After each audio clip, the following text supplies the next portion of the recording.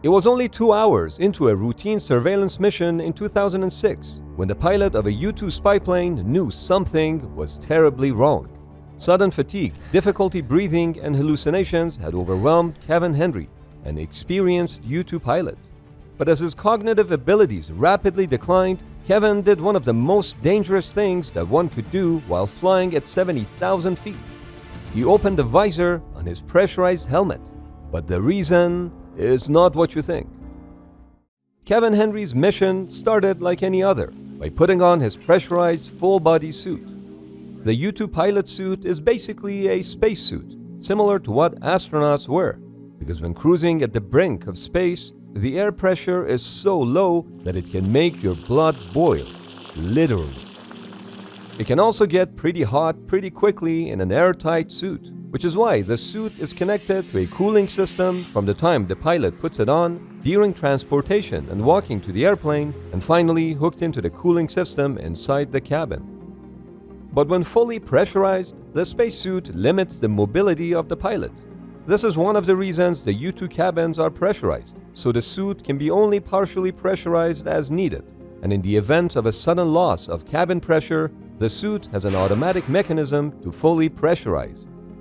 But the cabin pressure by itself doesn't create the most hospitable environment. When flying at 70,000 feet, the cabin pressure is equivalent to that at 29,000 feet, or what climbers experience at the top of Mount Everest. But the air at these altitudes is so thin that each breath pulls in less than a third of the oxygen that you and I are breathing in right now, which is why those who summit Everest use oxygen tanks for their safety. Now this explains why U-2 pilots also need to breathe in pure oxygen when flying. But what it doesn't explain is why U-2 pilots start pre-breathing oxygen at least 1 hour prior to their flight, before they even get into the cockpit. High-altitude pilots and scuba divers have two problems in common. Number 1 and number 2. If you need to pee, you just do, of course. In the case of pilots, they use a special contraption that helps them capture the urine. And yes, there is a female version also.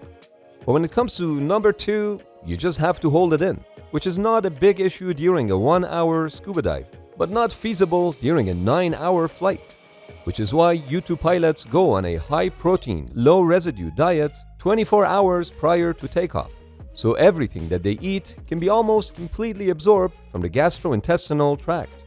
During the flight, they can also drink and eat via a tube through a port in their helmet.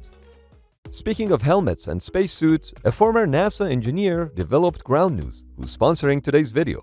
This news platform is unlike any news service I've ever used. It lets you compare articles from more than 50,000 sources around the world and across the political spectrum, all in one place. Like a few days ago, I was reading about the US State Department approving a massive arms sales to Saudi Arabia and the UAE. Not only could I quickly see how many sources are reporting on the story, but also the political leaning of those news outlets according to independent third-party news monitoring organizations. Which was interesting, because the story is heavily reported on the right, and it's possibly a blind spot for people who typically read left-leaning news.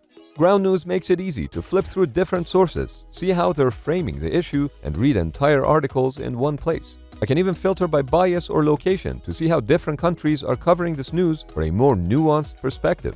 I've been a big fan of this app and website for months now, and I can't recommend it enough. So go to ground.news/notwhatyoutthink and sign up for free, or subscribe to get full access and support a small team of media outsiders working to make the news more transparent for you. But number 1 and 2 aside, the real risk that both U-2 pilots and scuba divers face is decompression sickness. When you open the cap on a bottle of soda, the pressure inside the bottle is suddenly released, which allows the CO2 that was previously dissolved in the liquid under pressure to escape in the form of bubbles. Similarly, there are inert gases, mainly nitrogen, that are normally dissolved in our body fluids and tissues. But when the surrounding pressure is suddenly reduced, whether it's water pressure as scuba divers come to surface, or air pressure when U-2 pilots ascend, those inert gases start leaving the body in the form of bubbles, or simply put, they boil, which in the human body can cause extreme pain, bruising, brain damage, and without treatment, death. The potential for decompression sickness is not limited to the U-2 pilots. The F-22 Raptor can cruise at altitudes greater than 60,000 feet. But one of the significant breakthroughs in the fight against decompression sickness for high-altitude pilots was the discovery that breathing 100% oxygen before flying could wash out most of the existing nitrogen from the body. During oxygen pre-breathing, the nitrogen stored in tissues and fats moves into the bloodstream, then into the lungs, from where it leaves the body during exhalation. That guy is not just chilling there. He's pre-breathing oxygen to ensure a safe flight. Some U-2 pilots also perform enhanced pre-breathing, which includes a 10-minute exercise of their upper and lower body at the beginning. This causes additional blood flow and delivery of oxygen to major muscle groups, which has proven to enhance the rate of denitrogization. This purge of nitrogen from the body means less risk of bubbles forming during the typical 9 to 12-hour missions that U-2 pilots fly. Of course, they continue to breathe pure oxygen during the flight as well. But back to Kevin, who now we know was experiencing symptoms of severe decompression sickness. Of course, he didn't know it at the time. But things took a sharp turn when he suddenly vomited inside his sealed helmet. Not only could he not see anymore, but the small holes that bring oxygen into his helmet were also clogged. He had no choice but to open the visor on his helmet in an attempt to wipe off all the goo.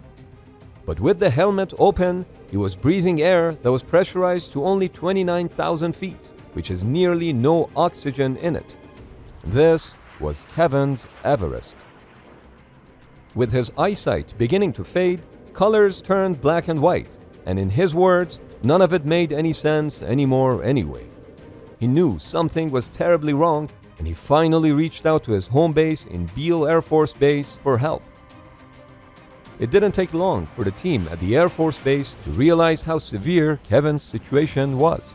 He had forgotten how to use the onboard computer system and couldn't remember how to punch in the necessary data into the autopilot to get himself back home. To further complicate things, Kevin was flying near less than friendly countries, where an out-of-control U-2 plane could pose a serious problem. The only option was to get him to land at an airbase in a Mideast nation. The name of the country is still classified. With some difficulty, the home base was able to guide Kevin to at least point his aircraft in the right direction while he was slipping in and out of consciousness. For the final hour, 2 fighter jets from the host nation flew out to accompany the U-2 plane to show him the way. It is reported that at times Kevin was flying within a few feet from the ground, but somehow he was able to safely land the airplane. Now let me help you understand why this is nothing short of a miracle. Not only a half-conscious, oxygen-deprived pilot dealing with a severe case of decompression sickness was able to fly for 6 hours back to base, but he landed center line with the wings level. See, even on a good day, landing a U-2 plane is a complicated and challenging task. As the U-2 approaches for landing after a very long flight, another pilot follows the airplane in a chase vehicle, communicating the necessary information to help them land. On top of that, the U-2 only has 2 sets of wheels, placed in line like a bicycle. With a wingspan of over 100 feet, an imperfect landing could mean tipping to one side or the other. Upon landing, Kevin was quickly transferred to seek medical help. Examinations showed that he had suffered from a full frontal lobe attack. The nitrogen bubbles had formed in his brain, impeding his ability to function. Even though he recovered to the extent that he went back to flying the U-2 only after 6 months, he was permanently grounded shortly after. It's interesting to note that until 2002, no cases of decompression sickness severe enough to hinder U-2 operations had been reported. But between 2002 and 2009, there were 16 confirmed severe cases. 9 of the pilots who experienced serious symptoms reported long-lasting or permanent brain damage, and one of them was Kevin. To investigate this sudden increase, A study was published in 2011 which analyzed 40 years of military's medical records. The study identified 3 major factors for the increase in cases. First, U-2 pilots were flying more often, 122% more sorties than they did during the Cold War. Second, they were flying longer missions with each sortie. During the Cold War, most flights lasted less than 8 hours, but now they could last up to 12 hours. Both of these factors meant more frequent and longer exposure to environments that can cause decompression sickness. And finally, the type of missions had changed. Unlike Cold War reconnaissance missions, in the 2000s, the ground combat support missions in Afghanistan required pilots to do more things, from inputting navigational data to adjusting sensors. This may seem minor, but the study showed that at those high altitudes, any motion as simple as raising an arm to flip a switch can greatly increase the risk of decompression sickness. Once the US Air Force became aware of this problem, they handled it with CARE. The Cabin Altitude Reduction Effort, or CARE, was the program that implemented the necessary changes to the U-2 airplanes to almost double the cabin pressure. This means the apparent altitude in the cockpit was dropped from 29,000 feet to 15,000 feet. Basically, they went from top of Mount Everest to below the base camps. According to US Air Force, no severe cases of decompression sickness have been reported since. But the thing is, pilots place considerable pressure on themselves to complete their missions, where they sometimes subjugate their personal safety to the needs of the mission. And so, not all instances of decompression sickness may be reported. To sign up for Ground News, check out the link in the description.